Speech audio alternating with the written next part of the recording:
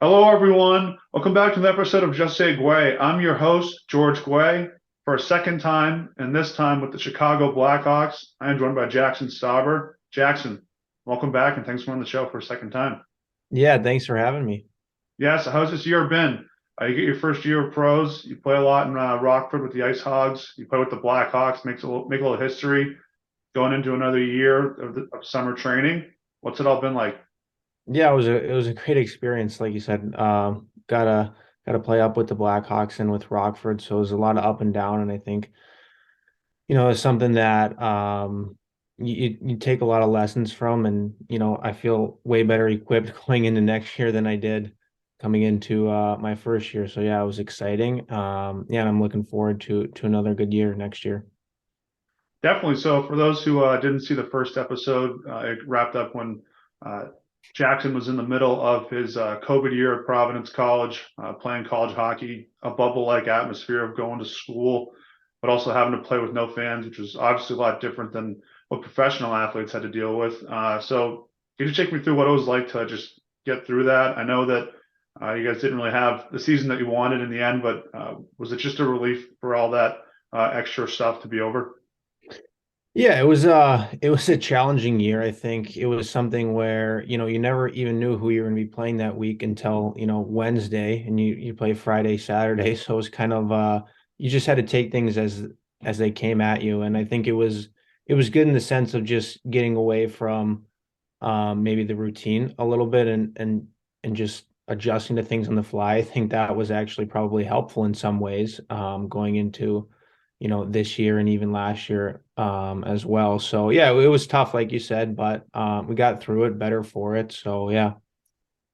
Yeah, and what was that like just in terms of the lineup? Because you've seen college hockey. I think you guys can kind of look around and see you guys know who's not going to play that week, who's really injured, and things like that. Um, was it kind of hard knowing that you didn't really know the lines until probably right before the game started because you guys had to test so much?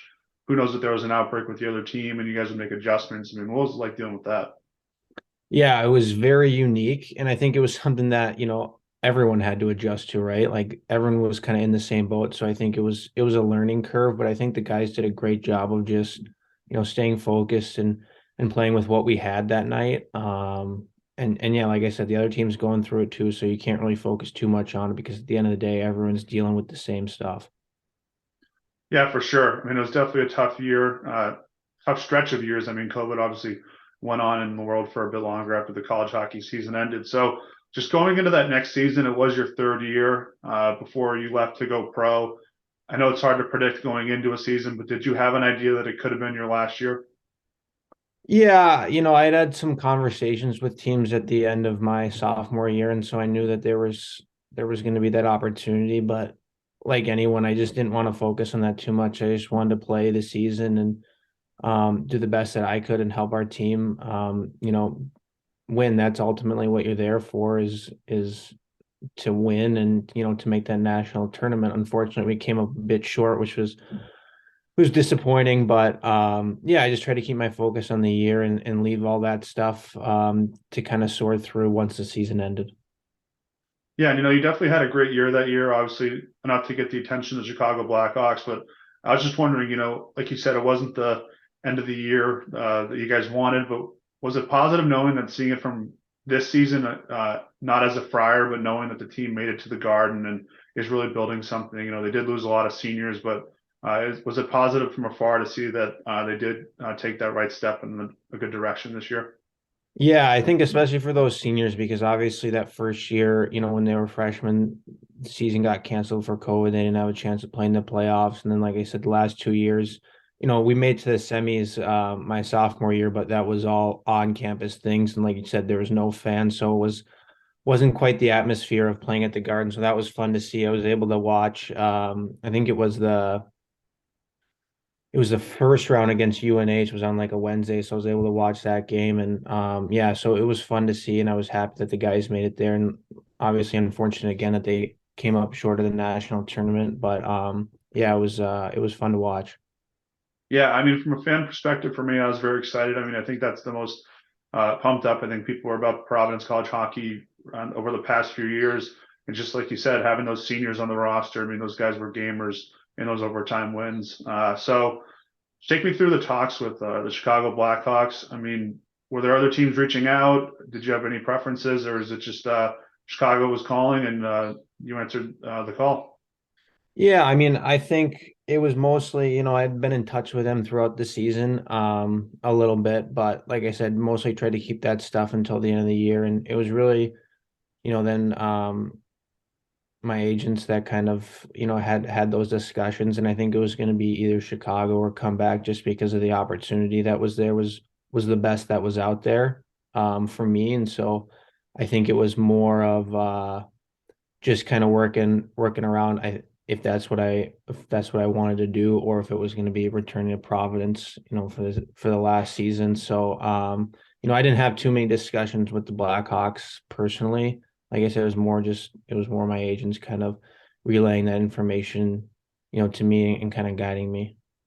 Yeah, and definitely a hard decision, but it's clearly been the right decision. I think everyone will say that, whether it's your coaches, your past teammates, it's all worked out. Could you just take me through how challenging it is just to make that decision so quick? Because, I remember being at school when Brandon Tanev was pretty much gone and playing in Winnipeg, like 4 days after they got eliminated, came back to finals. I remember, Tyson Thompson was, I think, gone, just a few days in New Jersey and making plays for the New Jersey Devils. And I think Jack Dugan had a couple months to think about it because it was COVID. You see with other sports like the NBA and the NFL, most of these guys get like a month after their season to declare and make their decision. I mean, you guys don't have that at all. Just what are the challenges with something like that? Yeah, it was really hard. Mine probably took maybe a little bit longer than some of those other guys. I think it was like maybe a 2 week process after the season and before I finally signed. And I mean, I really went back and forth. I think the biggest thing was just disappointing again how the year ended, that not making that tournament. That was something that, coming to Providence was a goal. I wanted to help the team win and make the national tournament and put another banner up in the in Schneider Arena. So it was really hard from that standpoint of wanting to go back and take another crack at it. But in the end, I just felt like this was an opportunity that was rare and something that I felt was gonna best suit me going forward in my career. Yeah, definitely for sure. Like I said, hard decision, but definitely the right one.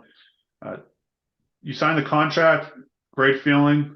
Like I said, these teams expect you guys to produce right away and get after it. I was just wondering from a goaltender's perspective, what is the adjustment like? Because I've talked to players who are skating on the ice the whole time, and they say, "Oh, it's the speed. Guys are just bigger. These aren't college kids anymore. These are full-grown men out there that have been in the league for a really long time, whether that's the AHL or NHL." What adjustments did you see that you had to make in terms of the style of play? Yeah, I think just like to touch on that again, it's the speed, I think, aspect, and guys are just skilled and they can make plays, from nothing seemingly. And, they can shoot it a little bit quicker, a little bit more accurate. So I think it's just, for me, something that I had to adjust to was kind of my depth, not playing quite as far out. So I think the game in pro is much more east-west. So that's something that I had to kind of adjust to my game, like I said, is just because if you're out 2 feet past the top of the crease, now you got to move 8 feet instead of, if you're back a little bit more, you only got to move four. So it's just kind of a math thing. And, yeah, that was probably the biggest adjustment that I had to make going into my first year. Yeah, you definitely made a great adjustment to that regard. So, is it challenging just in terms of the mindset you have to have? You definitely want to advance to get to the Blackhawks when you first got to the AHL. I mean, I know in college it's more so of a mindset. You're trying to win games and just really as a goalie, just kind of keep your job and make sure that Coach Lehman doesn't want to make a goalie change. Is it kind of different once you get to the pros because everyone just wants to advance, but obviously win hockey games as well? Yeah, I mean, I think you always, when I started out in Rockford, you always want to, move up to the NHL, but those things typically take time, right? So I think it's more just focusing on where you're at right then and working on what you need to to improve to play well and then to eventually hopefully get those opportunities up with Chicago. So I think for me and I think for a lot of the guys too, it's just kind of focusing on where you are right then because you can't be worrying about you know, getting called up. A lot of that stuff's out of your control. So if you just go out there, play well, I think those opportunities tend to fall into place. So yeah, that's the biggest thing I would say. Yeah, for sure. So you make your NHL debut against St. Louis in St. Louis. What was that like? You get the win. You're stepping in the locker room. And you look around, you see Jonathan Toews and Patrick Kane. I mean, could you just talk about that overall experience and just to know that you finally made it? Yeah, that was a fun experience for sure. It was a great night. Got to have my family and some friends there as well, which was awesome just to have their support. If I wouldn't be there without them, so to have them there with me was really special. And yeah, I think it's kind of funny. You look around the locker room and you see those two guys, and they're probably 10 years old when they first won their first Stanley Cup with the Blackhawks in 2010. So it's kind of one of those things that's pretty surreal, to be playing with those guys and interacting with them on a daily basis when I was up with the Hawks. So yeah, it was a great experience, super exciting. Yeah, and so you made some personal history. I know hockey players don't like to talk about their stats or, what they do, but I thought this was pretty cool. You were the first Blackhawk goalie to start off 3-0, and obviously that caught my attention. I think everyone at school's attention, and I think it's just awesome because this team has seven Hall of Famers that were goalies, and also it's been around for decades. This wasn't a record set with the Phoenix Coyotes that or the Carolina Hurricanes or the Avalanche. Teams have been around for under 20 years. I mean, this is original six. I mean, did that really stick out to you at all? Yeah, that was, when I first heard it, I was kind of surprised like you because you talk about all these great goalies that they've had, and it's like I think it shows you just how kind of funny the position is too, and just how much goes into winning. So yeah, I was surprised when I heard that. Obviously, it's very humbling. But I think, like I said, when people were asking about it, I was like, well, there's a long way to go. So hopefully you can just keep it going. I think that's the biggest thing. It's pretty cool, pretty special. But at the end of the day, it's you hope for those long-term goals as well. Yeah, definitely got to keep going, but it definitely shows that, hey, I belong and I can keep doing this. So I just want to talk about playing college hockey versus the NHL. New York Providence, obviously to go up against those Boston schools loaded with draft picks. You got a lot of guys in the scouting report you got to worry about. Some of these guys that you're going to hopefully play against in the NHL, but in the pros, you go up against guys like Clayton Keller, Austin Matthews, Jamie Benn, Tyler Seguin, Jamie Robertson. It just seems like every single night there's just numerous guys that are unbelievable players. I mean, I know they're all good, but just what's that like? Because when some guys get off the ice, there's another all-star coming on the ice as well.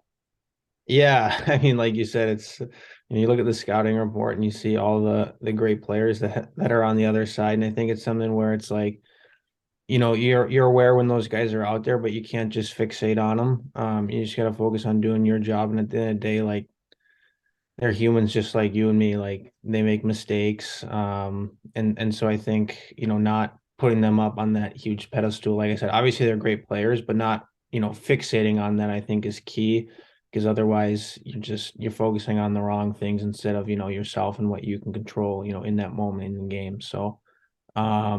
Yeah, it's fun to play against those guys too. Like you want to play against the best players. So yeah, it's really fun. Yeah, I mean, it's definitely got to be challenging at times knowing that, like I said, in college, there might be just one superstar in one line, but, in the pros, there's all stars on every line.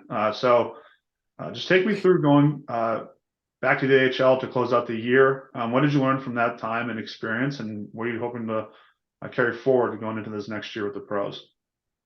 Yeah, I think when I went back down, it was just, trying to bring some of those things that I learned, some of those experiences down and continue some of that success that I'd had in Chicago. So I think that was the biggest thing was just trying to kind of carry that momentum down. And yeah, it was it was a good run at the end of the year. We came up a bit short, which is unfortunate. Every year you come up short, it's unfortunate, right? At the end of the day, only one team can win. So there's a lot of teams that are left, wanting more. But yeah, it was good, and yeah, I'm looking forward to next year. Yes, you have that young core in the AHL. You guys, by the Athletic, were ranked the fifth best prospect pool. I think this article was written about a few months ago. Just take me through how excited you are to just be a part of that core of young, great players and a team that's trying to get back to success in the post Patrick Kane and Jonathan Toews era. Yeah, it's exciting. I think there's a lot of really, really good players in the prospect pool, like you mentioned. I think, especially on the defensive end, played with a lot of those guys in Rockford and in Chicago a little bit too. So it was great. They're really talented guys, and I think it's exciting for the organization, for the fans, to see where these guys are headed, and hopefully, everyone just kind of continues to develop and have that success at the next level. Definitely, and it's definitely exciting times ahead for the Blackhawks organization. So, just how much does it make it easier playing at that level, knowing that a lot of the guys are the same age and have the same aspirations as of now? It's obviously when you're in Chicago, it's a bit different in terms of the age group, but does it make the experience a bit easier that it's kind of like a post college for a lot of the guys, kind of like team? Yeah, I think, it's one of those things like you touched on earlier, like everyone has those aspirations to get to the next level. And so everyone's really motivated to be successful. And at the end of the day, like the more the team's successful, the more the individual is going to be successful. And I think that just bodes well for everybody. So I think when everyone's kind of pulling that rope in the same direction, it's really going to help just everyone elevate their games and help them get to the next level. So it's fun to be around those guys. And yeah, like you said, around the same age too, you got a lot of different ages. Obviously, some people, are, 10 plus years in their career, they have families and kids, and, to be around guys that are similar in age to you, they're going through the same things as you is helpful for sure. Yeah, and one of those guys that's going to be in the mix in Rockford this fall is Drew Cremesso. He was on this podcast and he was starting out at BU. Uh, you played against him in college. Just take me through what it's like to, a lot of people are going to say, oh, you guys are competing and everything, but it's also an opportunity for you to learn from him because he's had a lot of great success as a goalie as well. Yeah, I think, you can always learn from your goalie partners is huge, right? Taking things that maybe they do well, try to implement parts of those into your game, or just seeing kind of the little things. And I think when you work with people on a daily basis, like you said, you kind of push each other to be better in practice. And that's a huge thing, right? You don't want to get complacent, especially when you're trying to move up. So it's good to have that competition, but also keep it friendly, keep it healthy. Yeah, and we saw what happened with Swayman and Olmark in Boston this year. They're two great goalies and pushed each other, and the team was able to go to either one and have success. So my last thing I want to talk about is just the NHL draft lottery. Chicago won it. What was your experience like that night? I mean, we were watching with a lot of teammates, and what was it like to, win what everyone's calling the Connor Bedard sweepstakes? Yeah, I think our season had just ended like a few days earlier, so I was kind of back at my place in Rockford, kind of getting everything ready to come back to Minnesota. I'd forgotten it was on, and I'd like checked my phone quickly, and like right as I checked it, I saw that they had won the pick, so that was pretty cool. That was exciting. I think there's a lot of buzz around around the team now, and yeah, so it's exciting. Yeah, I'm looking forward to next year and seeing the guys that they bring in and the young guys and seeing what they can do. Yeah, definitely. So my question is, I know that obviously it's a management decision, but if it is Connor Bedard, just how fun and exciting is it to have that sort of transition that it was so quick with Chicago that, Tays and Kane aren't on the team anymore and another guy comes in.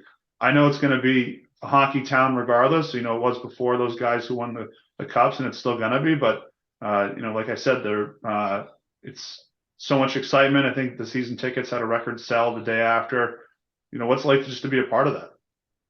Yeah, it's really cool. Like I said, it gets you really excited about next year. I think, especially early on, there's going to be a lot of hype, a lot of buzz around the city. So it's fun to be a part of that. And yeah, like you said, it's a management decision. And I think it's funny, like anyone that pays any attention to hockey, like you might not know certain NHL players, but I feel like everyone knows the name Connor Bedard. That's just showing you kind of what he's done and all that hype around him. So yeah, it's pretty cool. Yeah, I mean, I'm excited. I'm one of those people who try to get, young players on my show that play in the, U18s or the World Juniors. And I think, the name, if you're a hockey fan, kind of got people's attention when he won gold at the U18s. But I think obviously what we saw at the World Junior Championships got so many people excited. Whoever they pick, Bedard or Fantilli or Metcalf from Russia, it's going to be an exciting year in Chicago. But Jaxson, thank you so much for doing this for a second time. You get to TD Garden. I'll definitely be at that game, and I wish you the best of luck. Yeah, thanks. I appreciate it. Thanks for having me. All right, have a good one.